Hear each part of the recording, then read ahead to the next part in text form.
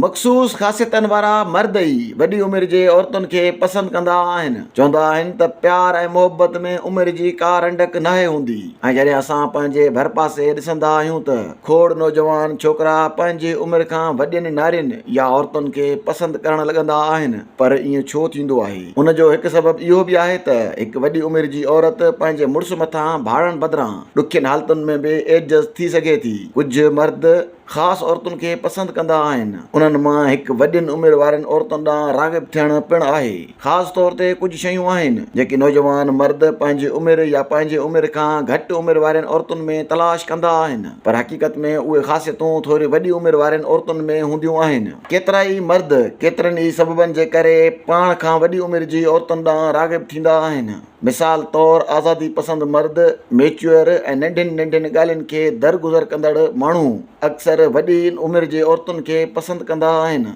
औरतूं बि अहिड़े जीवन साथीअ सां एडजस्ट थियण खे सवलो महसूसु कंदियूं आहिनि। जॾहिं त वॾी उमिरि जूं औरतूं मुकमिल तौर ते पंहिंजे मुड़ुसनि ते नाहिनि भाड़ींदियूं, उहे मर्दनि जी मदद खां सवाइ ॾुखियनि हालतुनि ऐं ॾुखे माहौल में एडजस्ट थी सघनि थियूं। सभु मर्द वॾियुनि उमिरि जे औरतुनि ॾांहुं राग़िब नाहिनि थींदा, पर कुझु ख़ासियतनि वारा मर्द वॾी उमिरि जे औरतुनि सां मोहबत कंदा आहिनि, पोइ उन्हनि जी उमिरि केतिरी बि छो न हुजे। मुख़्तलिफ़ रिपोर्टनि मूजिबि मेच्योर मर्द वॾी उमिरि जे औरतुनि में मेच्योरिटी सभ खां वधीक पसंदि कंदा आहिनि। पुरएतमाद मर्दनि खे पंहिंजे सलाहियतुनि ते भरवसो हूंदो आहे। उन लाइ वॾी उमिरि जे औरतुनि सां मोहबत करणु संदनि लाइ को मसइलो नाहे हूंदो। जेके मर्द वॾी उमिरि जे औरतुनि खे पसंदि कनि था, उहे आज़ाद रहण खे तरजीह ॾींदा आहिनि त जीअं ज़िंदगीअ में नवां तजुर्बा करे ज़िंदगीअ मां लुत्फ़ अंदोज़ थी सघनि। अहिड़ा मर्द रिश्तनि में पैदा थींदड़ ॾुखियनि जज़्बनि खे सवलाई सां हल करे सघंदा आहिनि। आम तौर ते कंहिं बि रिश्ते में गॾियल इज़त ऐं एतिराम हुजणु ज़रूरी आहे।